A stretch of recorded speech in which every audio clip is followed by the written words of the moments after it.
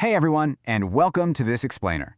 Today, we're cutting straight through the daily market noise to bring you some clear, research-backed insights on what is literally one of the most massive debates in the global market right now. We're talking AI stocks versus big tech. The scale of the shift we're witnessing right now is just genuinely awe-inspiring. We're going to look at which of these titans is positioned to truly dominate the 2020s and, deliver the absolute strongest returns for investors all the way through 2030.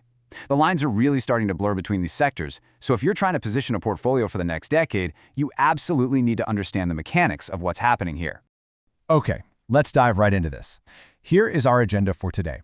First, the AI versus tech divide. Then, explosive growth and massive capex. After that, we'll be analyzing high market valuations, looking at dividends, risks, and moats, and finally, we'll wrap up with the winning investment strategy. So here's the ultimate question we need to unpack today.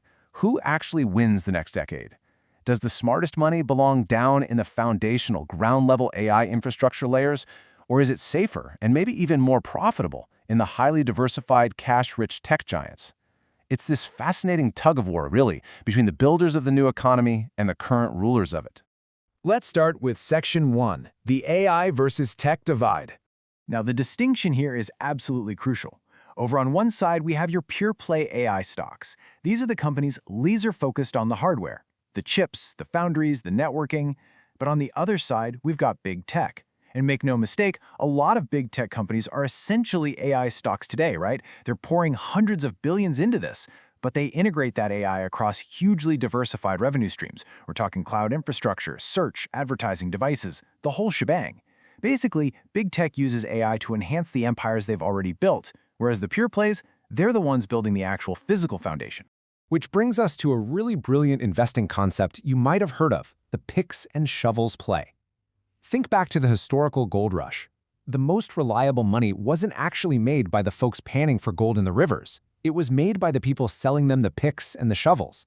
Today, companies like Nvidia, TSMC, and Broadcom are exactly that. They are the ones selling the picks and shovels. They're completely essential for building the entire AI economy. And honestly, it doesn't even matter which big tech gold miner ultimately creates the winning consumer app. All right, moving to Section 2, explosive growth and massive capex. $600 to $750 billion. Just wrap your head around that number for a second.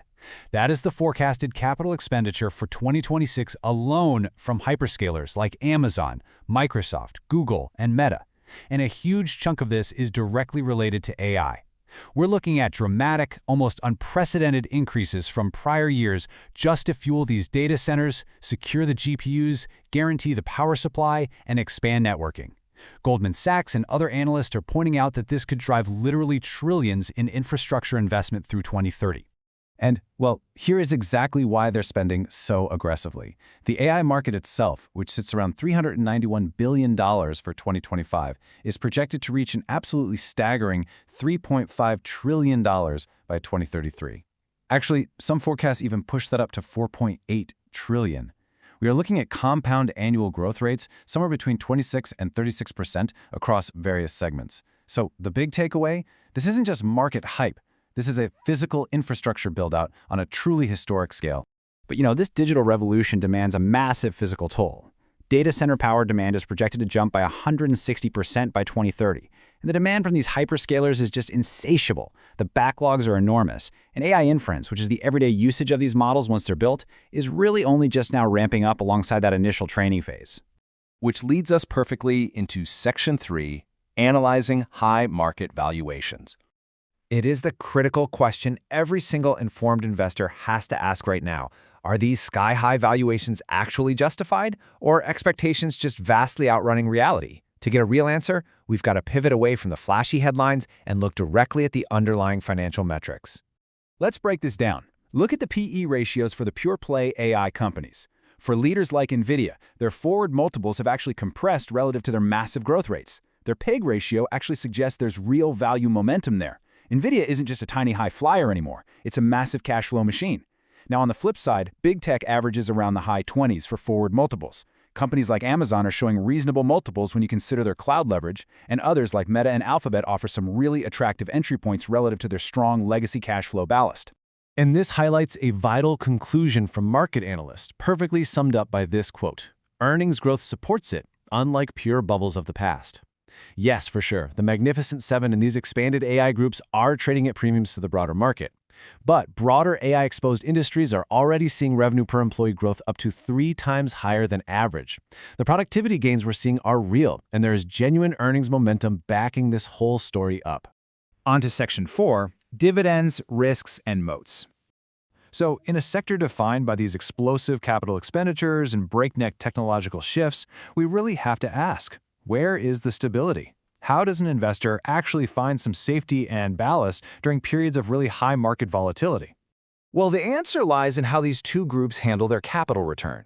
AI pure plays like Nvidia currently offer very low dividend yields. We're talking around 0.4 to 0.5% recently. However, they are growing those payouts rapidly from a low base because their free cash flow is just exploding. Big tech, conversely, really shines in providing stability. Microsoft, Apple, and others deliver super reliable yields backed by decades of growth history. This makes big tech a really powerful growth plus income story. It gives you that AI upside, but with quarterly cash in your pocket to compound beautifully when the market gets choppy. Now, no analysis is complete without a reality check on the risks. Geopolitical tensions are a massive factor, particularly regarding TSMC's manufacturing dominance. There's also fierce competition heating up as hyperscalers develop their own custom ASIC chips to reduce their reliance on pure plays. Plus, we can't forget those severe physical power constraints we talked about earlier. But you have to weigh those risks against their formidable moats. Nvidia has this incredibly deep moat with its CUDA software ecosystem. It makes it painfully hard for developers to switch to anything else. The hyperscalers possess absolutely insurmountable data advantages, and TSMC still maintains undisputed manufacturing leadership. And finally, Section 5, the winning investment strategy. So, what do we do with all this information? The smartest move, according to researchers, isn't stubbornly picking just one side of the market. Instead, it's adopting what's known as the barbell approach. This is an investment strategy where you combine very stable, dividend-paying core assets on one end of the barbell with high growth, inherently higher risk satellite positions on the other. It's brilliant because it allows you to strategically combine the absolute best of both worlds. So the crucial point is how you actually execute this in the real world. Step 1, secure your core holdings in big tech. We're talking companies like Microsoft, Alphabet, or Meta. These are going to provide you with that essential stability, those reliable dividends, and still give you massive exposure to AI integration.